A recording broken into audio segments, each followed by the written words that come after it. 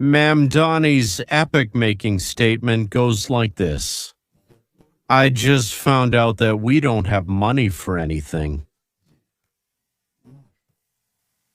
We find ourselves in a crisis compared to which the Great Depression is just child's play.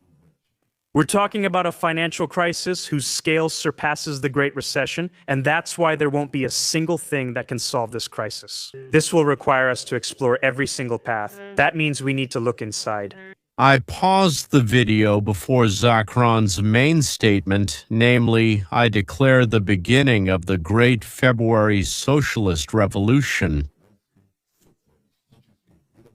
Ready or not, I'm coming. So, internal savings and efficiency search. It also means raising taxes for the wealthiest New Yorkers and the most profitable corporations, and it means recalibrating our relationship with the state. Let me put it in simple terms. Give me money, I've promised so much and I can't do anything.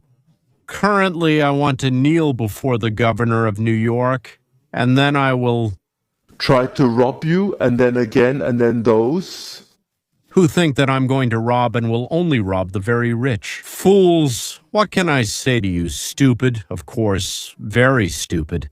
Because even without his stupid programs, there's not enough money in New York. Gentlemen, I think I gave you the numbers yesterday, but with his idiotic ideas, even the annual budget won't be enough.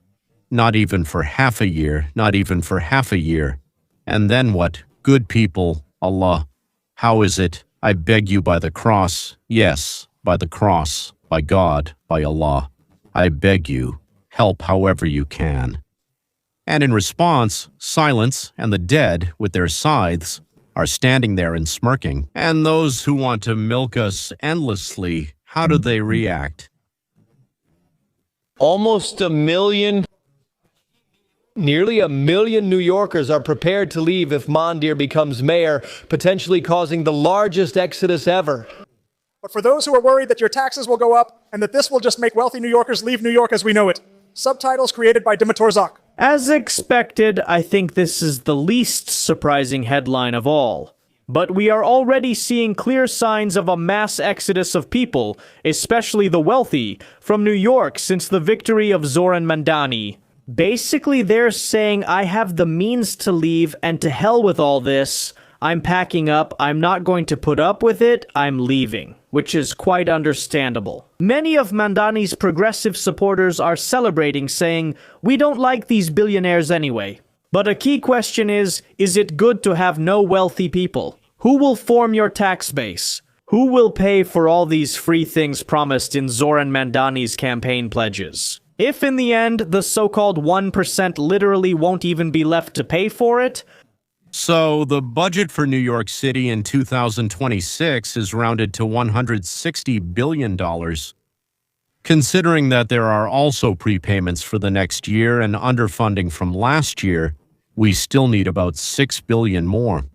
That means the city has to come up with $122.7 billion from somewhere just to keep running. The revenue, if nothing changes and the most productive producers don't leave, will be $116 billion in total, but it's already clear that New York won't be able to collect this because the wealthy are leaving. They've already started to leave. The forecast is as follows, even without any new communist programs, even before they started to implement them. Mandani still needs to find about $12 billion more. I want you to understand, even before he promised all that nonsense and rubbish, he first needs to find $12 billion and only then look for money for his program. And now, of course, the cherry on top, or the rutabaga on the sour pie, or whatever kind of pie it is. Universal free kindergarten, universal free kindergarten. For 300 million children, 6 more are still needed. Free buses. Let's say not for everyone, just 1 million of the poorest residents, another 1 billion. Construction of apartment buildings for the poor, they calculated 70 billion over 10 years, that's 7 billion per year. And others. So charming, wonderful, utopian ideas, the realization of which was simply already promised to the audience. So, as expected, idiots voted for the thief. For all these ideas, you need 6 plus 1 plus 7 plus 1, as we said. So, all in all, $15 billion in 2026 is not just needed in general, that's an additional $15 billion needed that year. It reminds me of a post-Soviet joke, you know? Two businessmen, new Russian businessmen meet. One says, "Will you take a train car of watermelons?" The other says, "I'll take it." Okay, one runs off to look for watermelons, the other runs off to look for money. You want free kindergartens, hooray. You want free buses. Yes, long live moms. Yes, you want free apartments, food. Yes, communism, you want to steal and not be punished for it? Hooray, we really want that. Do you want to do it with me, Mom? Yes, they want to rob the bourgeois, take their money and divide it among us. Hooray, now you've cheered yourselves into foolishness. By the way, there's no money. I'll say it again so it's clear. There's no money. This is not a joke. There's no money. I wanted to do the right thing, I told my mom, and it turned out as always, the rich are to blame, especially the white ones. If a black person is rich, then he's a good, rich black man. But if a white person is rich, he's bad, and rich. Yes, the ones who actually chose Mom. Yes, they voted, they gave money. Even though I warned them, Mom, yes, they said that if they chose me, I would ruin them, leave them penniless. I won't even glance in the car's rearview mirror to see what's happening behind me. They didn't believe me, but I'm a very honest thief. If I tell someone something, I will definitely steal it. Well, someone has to be to blame, right? I can't be the one at fault, but someone has to be to blame. This crisis has a name and its own chief architect. As the Jackson 5 sing, it's as easy as 1, 2, 3. It's a budget crisis concerning. The mayor partially blames the Adams administration for the budget shortfall. Adams responded by stating that he inherited a $10 billion debt which was worsened by the worst public health and economic crisis in New York's history. The mayor. He said he's more concerned about working-class New Yorkers leaving due to high living costs than about businesses leaving over tax increases. Yes. He says he doesn't care about the departure of those who actually pay for the schools, the police, the streetlights, and Mom Donnie's own salary. Well, his dream seems to be turning Manhattan, and maybe all of New York, into what it was like in the 1940s. What if you just move it from one pocket to another? To be continued.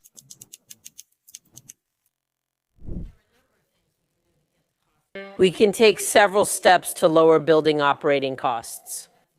He stated and corrected his original overly simplified short phrase, freeze the rent.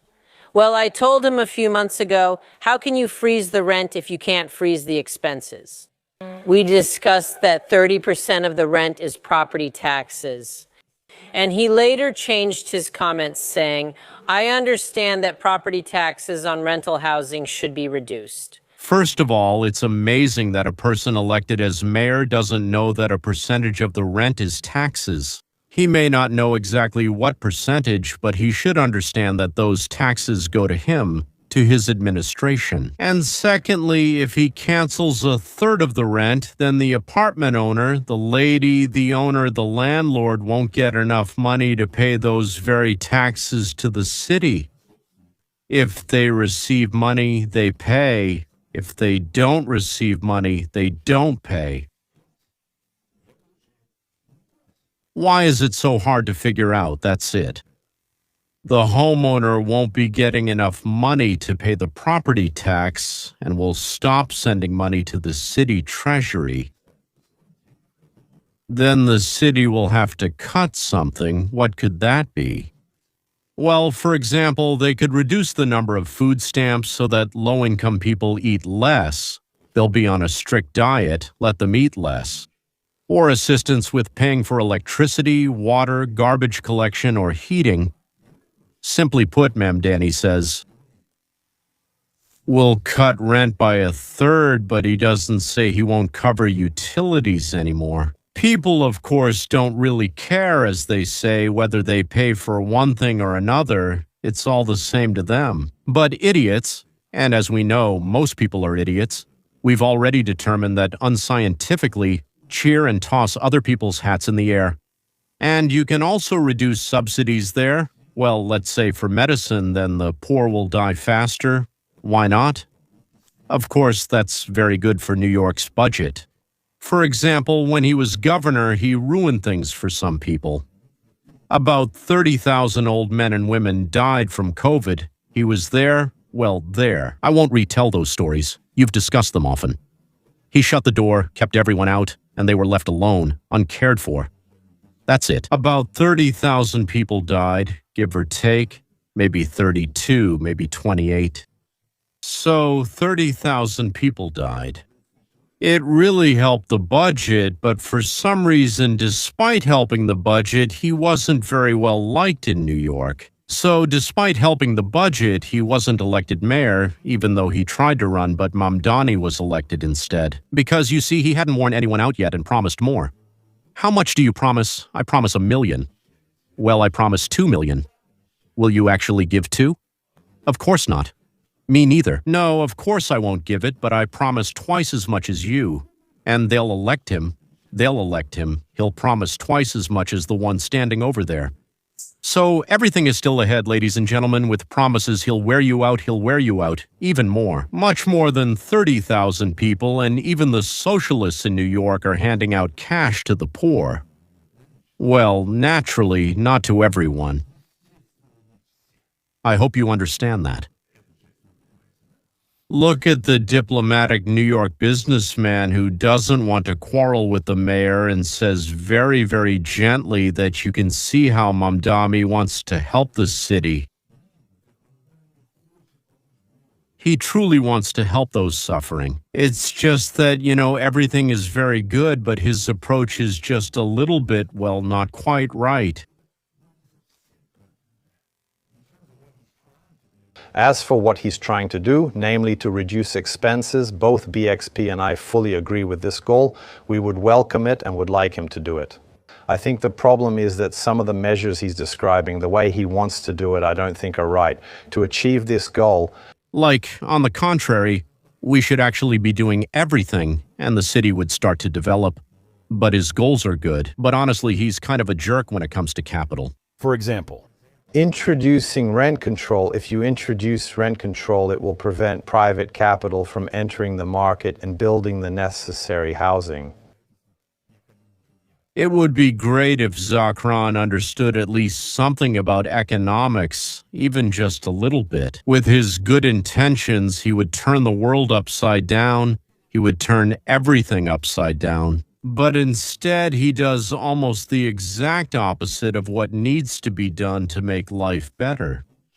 But Mamdani knows only one way to find money, the neighbor's pocket. He doesn't know any other way because it's foreign to him. If someone has money, he wants it split up but still keeps some for himself. We used to call this a pickpocket, someone who reaches into your pocket, yes, but now we call this a socialist. Unlike the previous administration, we are not going to sweep problems under the rug. We will restore long-term stability. And we still believe that this will require taxing the most profitable corporations and the wealthiest New Yorkers their fair share.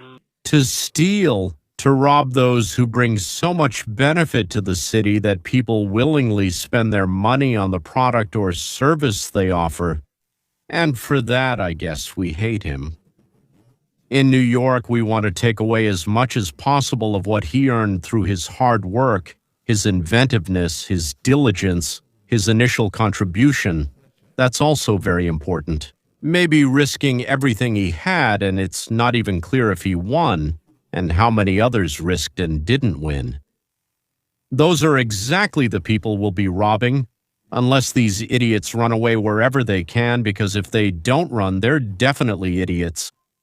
I still believe that now is the time to raise taxes on the most profitable corporations doing business in New York and on the wealthiest residents who call this city home, so that they pay their fair share and so that we can create. Well, I guess in every country, each generation has to come to the realization on its own that the only thing that brings a good life is creating wealth.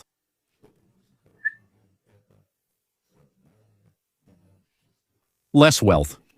It's called hunger, gentlemen, don't you think? Hunger, that's what having little wealth is called. More wealth, where does it come from and where doesn't it come from? It happens when there are new ideas that increase labor productivity. A tractor is better, it plows more than a horse. You just look and see it has plowed more. A computer is better than an abacus, faster, more accurate, like a lathe. More fabrics, more suits, more coats. Don't tell me I should say it differently, Coates. More production of linen, cotton, fabrics, by hand. The next stage is that a slave produces little property. He's not motivated, well, absolutely not motivated by anything. He just needs to survive, not work tirelessly. A hired worker is afraid of losing his earnings and produces more, while the owner, for some reason, works much more intensively than the hired worker. The greater the motivation, the more property is produced, and the easier life becomes for everyone in society. The poor, let's say 200 years ago, died at 50 years old without a single tooth in their mouth, while the poor in the United States today live to 75. They have a full set of teeth. Some are theirs, some aren't, but does it matter? They live without pain, everything is great.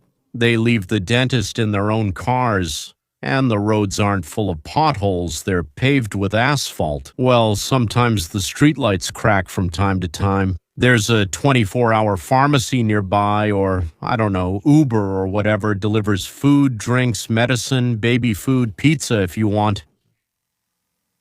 And that's the whole difference. Motivation. The more motivation there is, the wealthier the society becomes, the richer it gets. The less motivation, the poorer, sicker, and more in need of antidepressants people are. I don't know if that's good or bad, but I don't know about that. 100 or 200 years ago, there were no antidepressants. I'm sure depression existed. They just called it spleen in Russian. Of course, there was depression, especially among more educated people. Peasants didn't really have time for depression, but depression itself definitely existed. Treatment varied. Vodka, champagne, or bourbon, depending on your country and customs.